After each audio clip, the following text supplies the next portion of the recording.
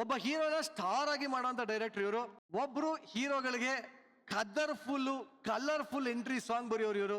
ಇನ್ನೊಬ್ರು ವಿಭಿನ್ನ ಪ್ರಯತ್ನಗಳನ್ನ ಮಾಡಬೇಕು ಅಂತ ಸಿಂಪ್ಲಿಸಿಟಿ ಒರಿಜಿನಾಲಿಟಿಯಿಂದ ಜನನ ಮೆಚ್ಚುಗೆಯನ್ನ ಪಡೆದವರು.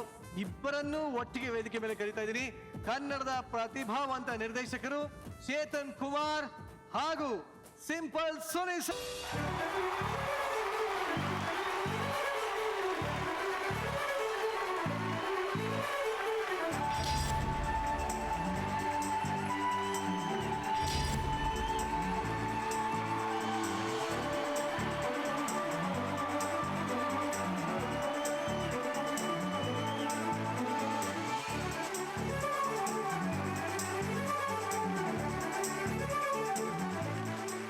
ಬಹುಶಃ ನನ್ನ ಲಕ್ ಅಂತ ಅನ್ಸುತ್ತೆ. ಯಾಕಂತಂದರೆ ನನಗೆ ಮೊದಲು ಡೆಬ್ಯೂ ಮಾಡೋಕ್ಕೆ ಅವಕಾಶ ಸಿಕ್ಕಿದ್ದು ಧ್ರುವ ಸರ್ಜಾ ಅವ್ರ cinema Bahaddur. So thanks to ಗೆಳೆಯ ಆ್ಯಂಡ್ ಅರ್ಜುನ್ ಸರ್ಜಾ ಸರ್. ಯಾಕಂದರೆ ಅವ್ನು ನಂಬಿ ಮೊದಲನೇ ಸಿನಿಮಾ ಕೊಡೋವಂಥದ್ದೊಂದು ಬಹಳ ಮುಖ್ಯ ಆಗುತ್ತೆ. ಬಹುಶಃ ಸ್ಟಾರ್ ಸಿನಿಮಾ ಡೆಬ್ಯೂ ಮಾಡೋದ್ರಿಂದ ಅವಾರ್ಡ್ಗಳು ಬಂದಿದೆ ಅಂತ ಭಾವಿಸ್ತೀವಿ. ಈ ಅವಾರ್ಡ್ನ ನಿಮ್ಮ ನೆಚ್ಚಿನ ಪ್ರೀತಿಯ ಪವರ್ ಸ್ಟಾರ್ ಪುನೀತ್ ರಾಜ್ಕುಮಾರ್ ಸರ್ಗೆ ಅವ್ರ್ಸಕ್ಕೆ ಇಷ್ಟಪಡ್ತೀನಿ.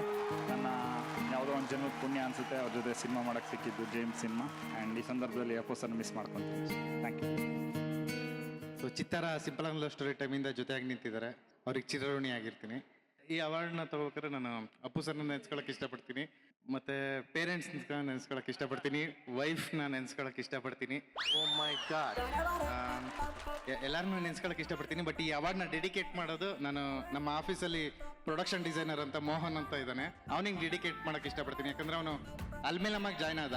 ಸೊ ಅವನು ನನಗೆ ಹೇಳ್ದ, ಅಲ್ಮೇಲಮ್ಮದಲ್ಲಿ ರಿಷಿಗೆ ಅವಾರ್ಡ್ ಸಿಕ್ತು, ಶ್ರದ್ಧಾ ಮೇಡಮ್ಗೆ ಅವಾರ್ಡ್ ಸಿಕ್ತು, ನಿಮಗೆ ಸಿಗ್ಲೇ ಇಲ್ವಲ್ಲ ಅಂದ. ಎಷ್ಟು ಚಮಕ್ ವರ್ಕ್ ಮಾಡ್ದ, ಗಣೇಶ್ ಸರಿಗೆ ಸಿಕ್ತು, ರಶ್ಮಿಕಾ ಮೇಡಮ್ಗೆ ಸಿಕ್ತು, ನಿಮಗೆ ಸಿಗ್ಲೇ ಇಲ್ವಲ್ಲ ಅಂತ.